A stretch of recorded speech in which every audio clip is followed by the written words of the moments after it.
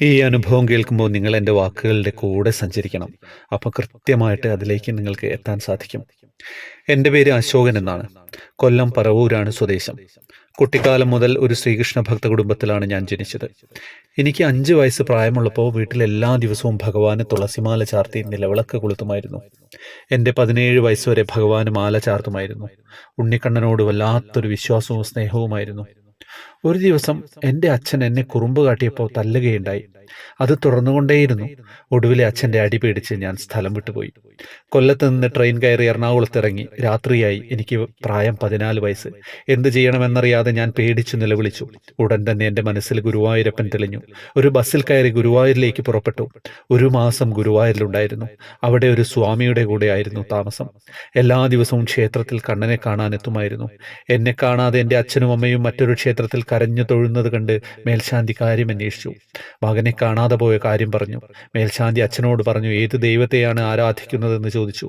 അച്ഛൻ പൊന്നു ഗുരുവായൂരപ്പനെയാണെന്ന് മറുപടിയും പറഞ്ഞു. മേൽശാന്തി ഉടൻ മകൻ കണ്ണനോടൊപ്പം ഉണ്ടാകുമെന്ന് പറഞ്ഞു. 1 മാസം കഴിഞ്ഞപ്പോൾ ഞാൻ നാട്ടിൽ തിരിച്ചെത്തി. തുടർ വിദ്യാഭ്യാസം പൂർത്തിയാക്കി. അന്നു മുതൽ ഭഗവാൻ എൻ്റെ കൂടെയുണ്ട്.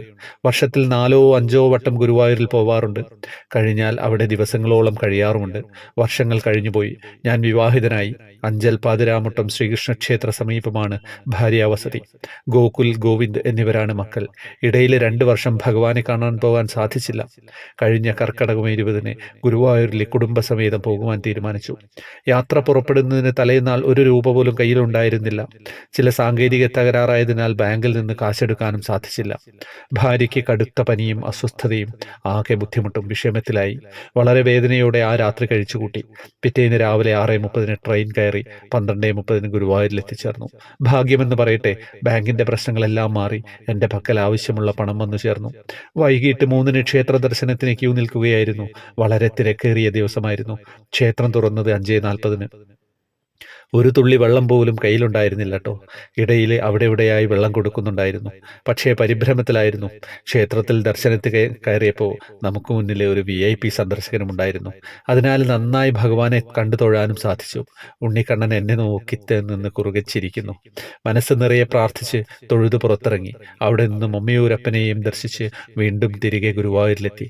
അവിടെ കൊടിമരച്ചുവട്ടിലിരുന്നപ്പോൾ മനസ്സിൽ എന്തെന്നില്ലാത്തൊരാനന്ദം മനസ്സിലുണ്ടായി.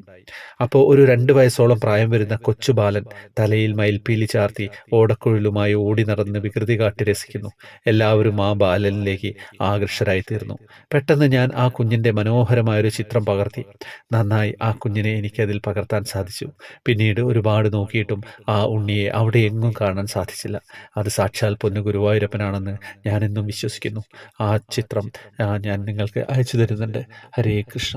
എന്താ അനുഭവമല്ലേ, ഒന്നും പറയാനില്ല. അത്രയും സന്തോഷമായിട്ടുള്ള ഒരു അനുഭവമാണ് ആ യാത്രയിലുടനീളം അശോകേട്ടൻ്റെ കൂടെ നമ്മൾ സഞ്ചരിച്ചത്. ഇങ്ങനെയൊക്കെയാണ് കൃഷ്ണാനുഭവം നമ്മളെ മനസ്സിനെ അത്രയും നൈർമല്യമുള്ളതാക്കി മാറ്റുന്നത്. എല്ലാവരും സന്തോഷത്തോടെ ജീവിക്കുക. തെളിഞ്ഞ വെള്ളം പോലെ മനസ്സിനെ കൊണ്ടുവരാൻ ശ്രമിക്കുക.